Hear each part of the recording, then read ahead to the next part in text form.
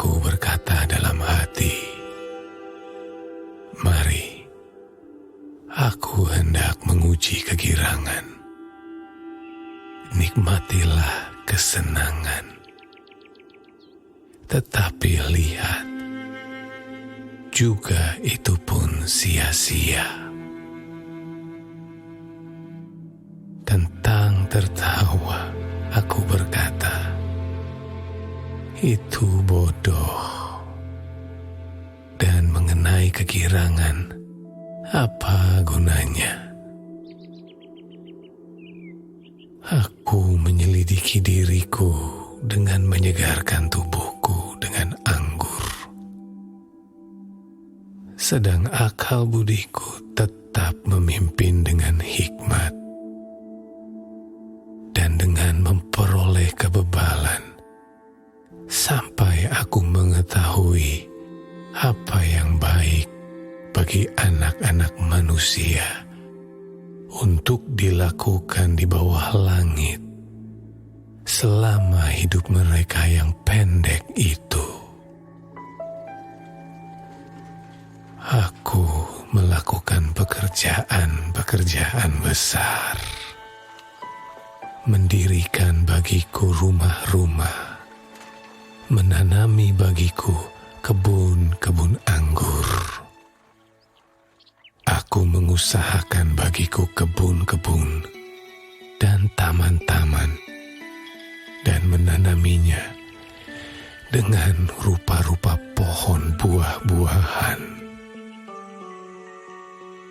Aku menggali bagiku kolam-kolam untuk mengairi dari situ tanaman pohon-pohon muda. Aku membeli budak-budak laki-laki dan perempuan, dan ada budak-budak yang lahir di rumahku. Aku mempunyai juga banyak sapi dan kambing domba, melebihi siapapun yang pernah hidup di Yerusalem sebelum aku. Aku mengumpulkan bagiku juga perak dan emas, harta benda raja-raja dan daerah-daerah. Aku mencari bagiku biduan-biduan dan biduanita-biduanita, dan yang menyenangkan anak-anak manusia, yakni banyak gundik. Dengan demikian aku menjadi besar, bahkan lebih besar daripada siapapun yang pernah hidup di Yerusalem sebelum aku. Dalam pada itu, hikmatku tinggal tetap padaku. Aku tidak merintangi mataku dari apapun yang dikehendakinya, dan aku tidak menahan hatiku dari sukacita apapun. Sebab hatiku bersukacita karena segala jerih payahku. Itulah buah segala jerih payahku. Ketika aku meneliti segala pekerjaan yang telah dilakukan tanganku, dan segala usaha yang telah kulakukan untuk itu dengan jerih payah, lihatlah, segala sesuatu adalah kesia-siaan dan usaha menjaring angin. Memang tak ada keuntungan di bawah matahari. Lalu aku berpaling untuk meninjau hikmat, kebodohan, dan kebebalan. Sebab apa yang dapat dilakukan orang yang menggantikan raja? Hanya apa yang telah dilakukan orang. Dan aku melihat bahwa hikmat melebihi kebodohan, seperti terang melebihi kegelapan. Mata orang berhikmat ada di kepalanya, sedangkan orang yang bodoh berjalan dalam kegelapan. Tetapi aku tahu juga bahwa nasib yang sama menimpa mereka semua. Maka aku berkata dalam hati, nasib yang menimpa orang bodoh juga akan menimpa aku. Untuk apa aku ini dulu begitu berhikmat?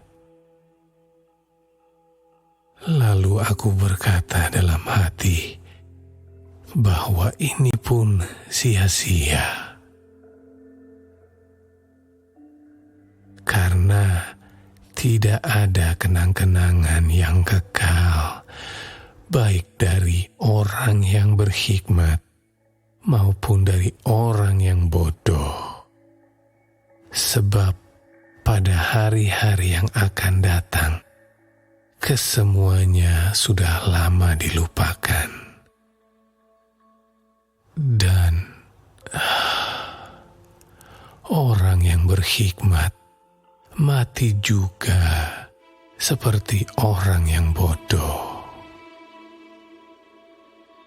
Oleh sebab itu, aku membenci hidup, karena aku menganggap menyusahkan apa yang dilakukan di bawah matahari. Sebab segala sesuatu adalah kesia-siaan dan usaha menjaring angin. Aku membenci segala usaha yang kulakukan dengan jerih payah di bawah matahari. Sebab aku harus meninggalkannya kepada orang yang datang sesudah aku. Dan siapakah yang mengetahui apakah orang itu berhikmat atau bodoh? Meskipun demikian, ia akan berkuasa atas segala usaha yang kulakukan di bawah matahari dengan jerih payah dan dengan mempergunakan hikmat. Ini pun sia-sia.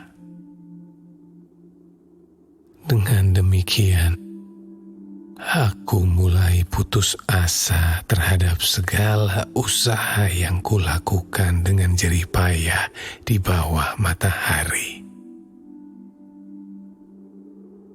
Sebab kalau ada orang berlelah-lelah dengan hikmat, pengetahuan, dan kecakapan, maka ia harus meninggalkan bahagiannya kepada orang yang tidak berlelah-lelah untuk itu.